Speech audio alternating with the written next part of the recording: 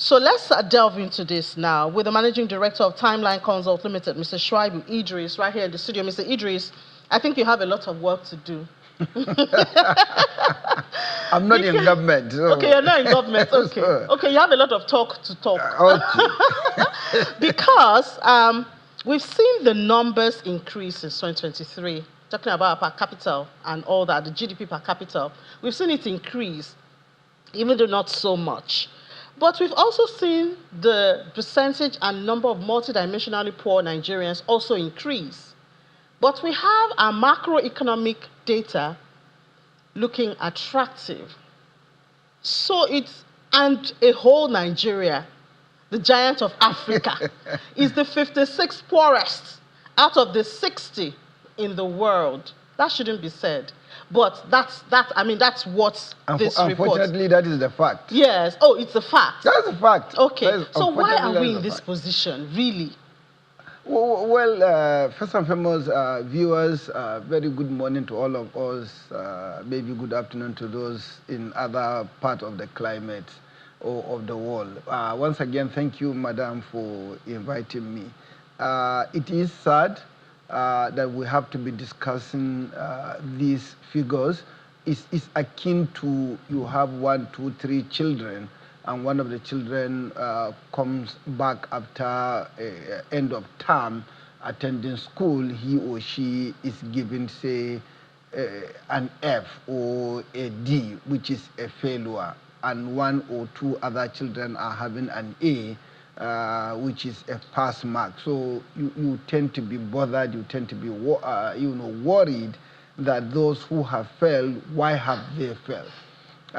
Now, to be poor is not natural. People can choose to be poor because they want to be poor.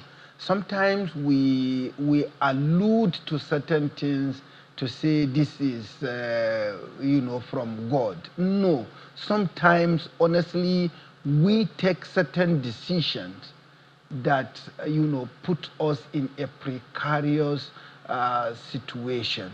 Nigeria is generally a poor country, whether we like it or not, because of the quantum of population that we have, because of certain challenges such as our cultural nuances, such as our religious beliefs, that sometimes we interpret them in the way and manner we want to interpret them to suit us, not necessarily as the gospel has espoused. So it's a holistic approach that we need to be looking at. Yes, we are number 56, but then when you look at it on, say, a GDP number, Nigeria is number 3 or number 4 in terms of size of our economy in Africa. Are we bad in that number? No, we are not bad. But we are worse off in another number. But mark you, economics is a science of alternatives. So if you look at one particular angle, you can say this is good. The same factor, the same event that you are looking at, someone can look at it and say this is bad because I'm looking at it from this side or that side. But in general, we are certainly in a precarious situation because year in, year out, our per capita income is degenerating. We used to be at about $3,300 per capita per person in Nigeria. Now it's less than $1,000. You reel out the statistics, the MPI, the multi-dimensional poverty index, is also worsening. Why is it worsening? Because we have administration, we have successive government, and this is not particular to Bola Ahmed Tinubu's government. No, successive governments have had policies, laudable policies, that were never, ever implemented to the letter. We spend a lot of money assembling eggheads, coming out with policies, but those policies completely are derailed, partly because the public service, the civil servant themselves are anathemic to, advancing, the cause of this country. And I keep saying in this fora that we've had a couple of conversations that we elites are the greatest problem and issues in Nigeria, because even, enlightened self-interest we appear not to have. You find Nigerians doing almost anything to ruin the economy, to ruin the country, to ruin the society. When we are looking for leaders, who do we put in front? Is it our first 11, our second 11, or our last 11? More often than not, we find people who lack vision, people who lack mission, people who lack even understanding of what is governance, what is expected, what is the requirement in the society. Those are the kind of people that we put as leaders. You want a car to be driven from, say, Lagos to Abuja. Will you use Elana's driver, or will you use someone who is proficient? So these are some of the challenges. How do we change these things? Because, I mean, you've said we have the eggheads. We have potentials, resources, minerals, agri, skills. We have those things. However, it seems really difficult to assemble them together to have a better standard of living. Well, I don't think it's assembling them together to have. Like I did say, we assemble them. Successive government will assemble egghead that we have, come up with policies, and then the policies are left on the shelf to gather dust. Political will? Number one, political will we lack. Number two, like I keep saying, enlightened self-interest. Can you imagine the quantum of money this country has spent on energy sector? Just giving us electricity supply. And from Obasanjo, we have still not succeeded in having 24 hours. We're nowhere near there. We're nowhere near there. So why are we doing such to ourselves? Why can't we even be fair to ourselves to do justice? I mean, your guess is as good as and mine. Mr. Idris, I have to say that it's actually not only the elites. I don't know if you've seen trending videos of individuals who are obviously not elite breaking grounds to bring out the iron on the roads, the one we talked about around the bridge, to sell. These are not elite. And they forget that they will still need to use those roads. Even if they were to sell that iron and buy cars, they will still need to use those roads. You see, Madam Ini, let us call a spade a spade. I'm an elite. Whether I like it or not, I have some, basic education. And I'm self-indicting myself. And I know why I'm doing so. Who are in government? Are they the downtrodden? Certainly no. It's the elite. Why are we not insisting as elites to have quality policing? Yes, I have seen the trending video. It's not the first, and it wouldn't be the last. But where are we that we will see it happen and look the other way around? It's not fair to say what I would have loved to say, but I will still say it.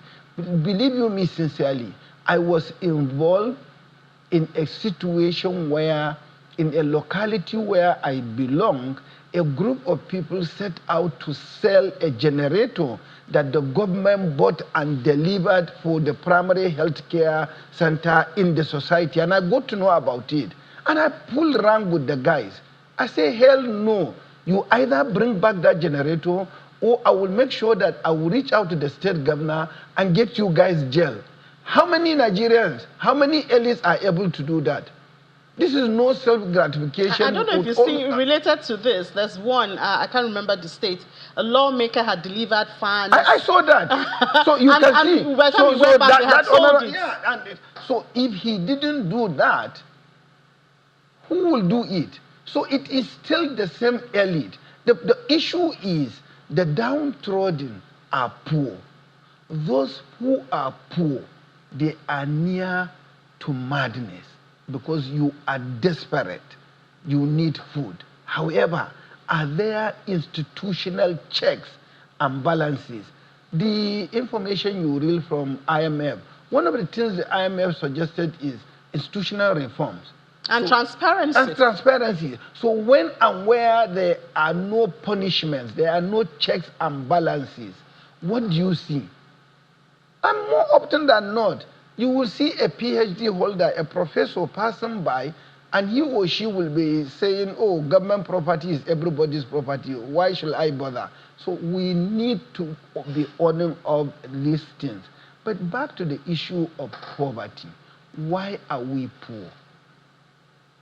Number one, successive governments will implement policies with a view to pleasing the Bretton Woods institutions, but will refuse to do the side, the other part of the concomitant features of implementation of such policies. I give you the most recent example, which is so topical now and is now a campaign issue. This issue of subsidy. Bola Ahmed Tinubu and quite a number of us, economics, analysts, and opinion, molders, posit that there should be removal of petroleum subsidy. And the idea was more money will accrue to government. These monies, when they accrue, education will improve, healthcare would improve, this, that, infrastructure. What have we seen? Number one, Bola Ahmed Tinubu, when he decided to remove the subsidy, he didn't even think twice to say, what safeguard do I need to give? So he first implemented this removal, then he started thinking of the palliatives to do. Even when he thought of the palliatives, one of the palliatives was about 15 to 20,000 buses were going to be provided, CNG or electrically powered buses, so that they will reduce the impact or cushion the cost of transportation. Till today, how many have we seen? Maybe 2,000, maybe 3,000 buses out of 15,000 were into third year of the implementation of the subsidy. Where are we? So why are we poor? We are poor because we implement reforms without necessarily having a bit of a safety net that will reduce and cushion the impact of of the implementation of the reforms. This is what is exacerbating poverty, and that is why we have close to about 150 million Nigerians multi-dimensionally poor. Remember what late President Muhammadu Buhari of blessed memory did say. He said he was going to target to lift minimum 100 million Nigerians out of poverty. By the time he left, there were even more people poor than he met us. So, I mean, talking about the way out of this, I don't know, there are so many sides. You've talked about institutional transparency, among other things suggested by the IMF. You've talked about implementation of policies, laudable policies, but of course, also thinking about the consequences, which seems to be the issue with subsidy removal that the country is still facing all up till now. So I guess it's just a conversation we'll continue to have. But, when we see numbers like this, that Nigeria is the 56th of the 60 poorest countries in the world, there's no way we will not react to it. But India too is on that list. Even though it is the fourth largest economy of the world, in the world. So, but India can still boast of some innovations, especially in the medical. I know. Compared to what Nigeria... But go and check the table. It's still among the poorest countries. So we have good fellows around us. Well, I would say the fact that I'm together with poor guys and I'm happy. Be comfortable. No, I'm not comfortable. I think we can do better. All right. I believe we can do better. All right. Thank you for giving us a bit of hope there that we still have some great guys even in the midst of the poorest. We can do better, and we have the capacity to do. Yes. All right. Thank you so much, Mr. Shoaib Idris, the Managing Director of Timeline Consult Limited. Appreciate your time. Thank you very much.